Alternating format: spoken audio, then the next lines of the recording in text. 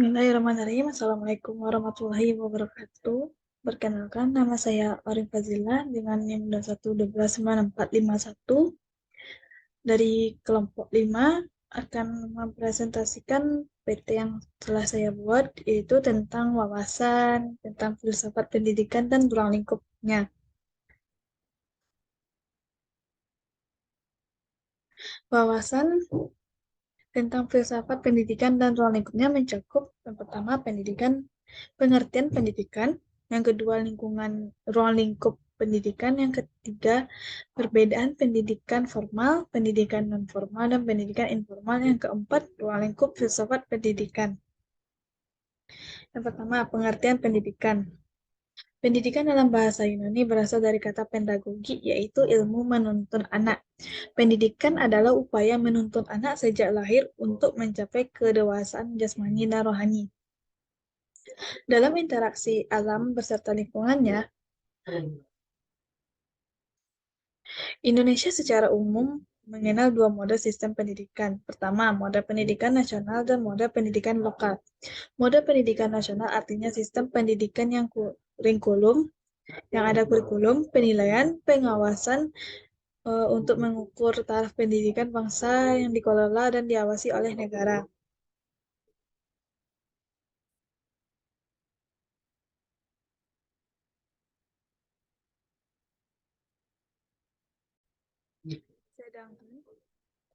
Sedangkan pendidikan lokal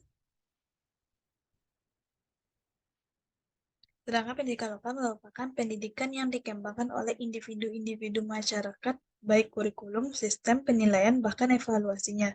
Dalam kaitan yang dengan pengertian ini, maka tulisan ini melihat potret umum kedua pendidikan, terutama pendidikan formal yang diselenggarakan oleh negara dan pendidikan non-formal yang diselenggarakan oleh pesantren. Selanjutnya, ruang lingkup pendidikan. Indonesia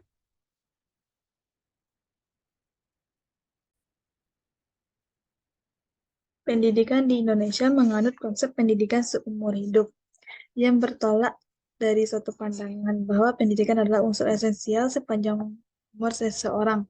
Dengan demikian, ruang lingkup pendidikan meliputi pendidikan informal, pendidikan formal, dan pendidikan non-formal.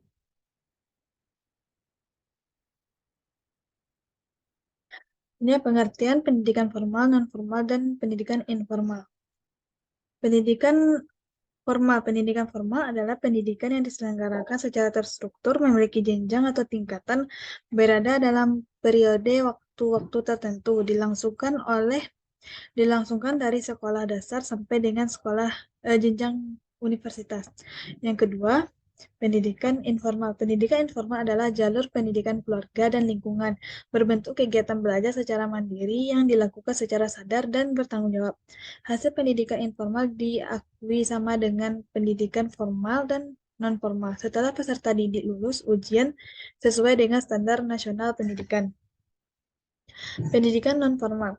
Pendidikan non-formal merupakan aktivitas belajar di luar sistem persekolahan atau pendidikan formal yang dilakukan secara terorganisir. Pendidikan non-formal dilaksanakan terpisah maupun merupakan bagian penting dari suatu kegiatan yang lebih besar untuk melayani sarana didik tertentu dan belajarnya tertentu pula.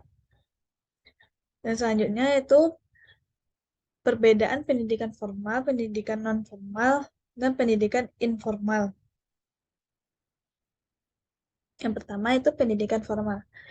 Dalam pendidikan formal terdapat kurikulum yang berstruktur, materi yang bersifat akademik, tenaga pembimbing guru, memenuhi kualifikasi tertentu. Yang keempat, tempat pendidikan dari pemerintah atau swasta. Selanjutnya, pendidikan non-formal. Itu memiliki tujuan untuk mendapatkan keterampilan. Yang kedua, hubungan guru dan siswa bersifat mendatar. Yang ketiga, ijazah tidak terlalu penting untuk penerimaan siswa.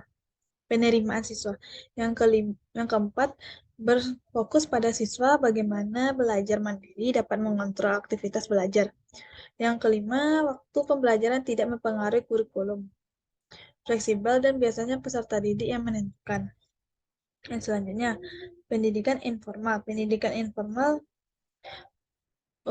persyaratan khusus tidak berlaku. Yang kedua, tidak perlu untuk mengikuti ujian yang diselenggarakan. Yang ketiga, pendidikan informal dilakukan tanpa adanya batasan waktu dan ruang. Yang keempat, pendidikan informal tidak berlakunya kurikulum. Yang kelima, guru pada pendidikan informal adalah orang tua. Yang keenam, lingkungan keluarga dapat dilakukan khusus untuk pendidikan informal. Yang ketujuh, keluarga dan lingkungan berperan penting dalam proses pendidikan. Yang kedelapan, pendidikan dalam pendidikan informal tidak adanya sistem manajemen yang terstruktur, tidak dibutuhkannya ijazah. Yang kesembilan, jenjang pendidikan tingkat pendidikan tidak berlaku dalam pendidikan informal. Yang selanjutnya itu ruang lingkup filsafat pendidikan.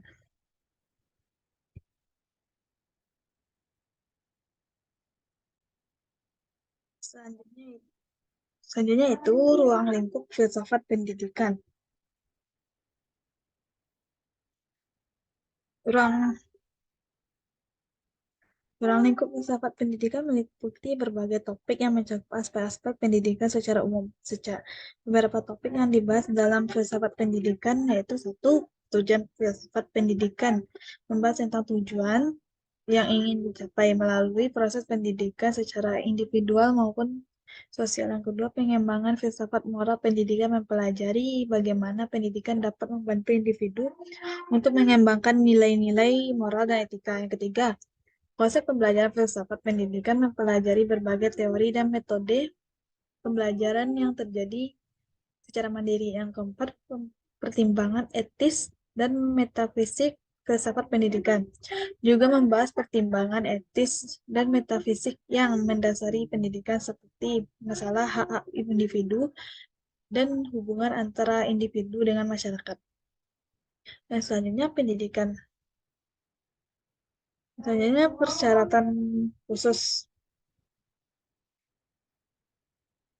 Selanjutnya adalah filsafat pendidikan adalah bidang studi yang mengkaji masalah-masalah dan konsep-konsep mendasar tentang pendidikan.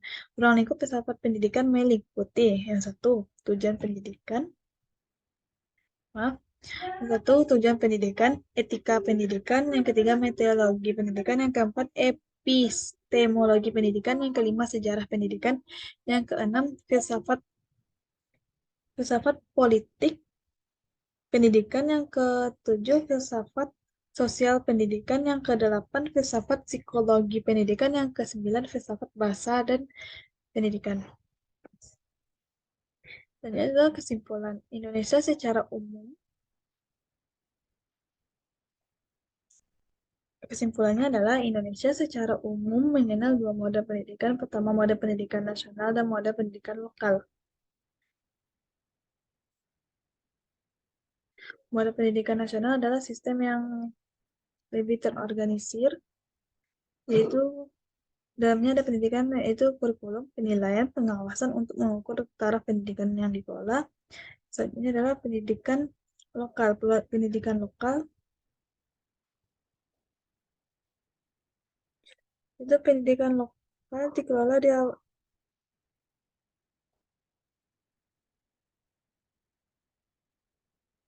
ya. Dalam kaitan dengan pengertian ini, maka tulisan ini dapat melihat potret umum kedua pendidikan, terutama pendidikan formal yang diselenggarakan oleh negara dan pendidikan non formal yang diselenggarakan oleh pesantren. Baiklah,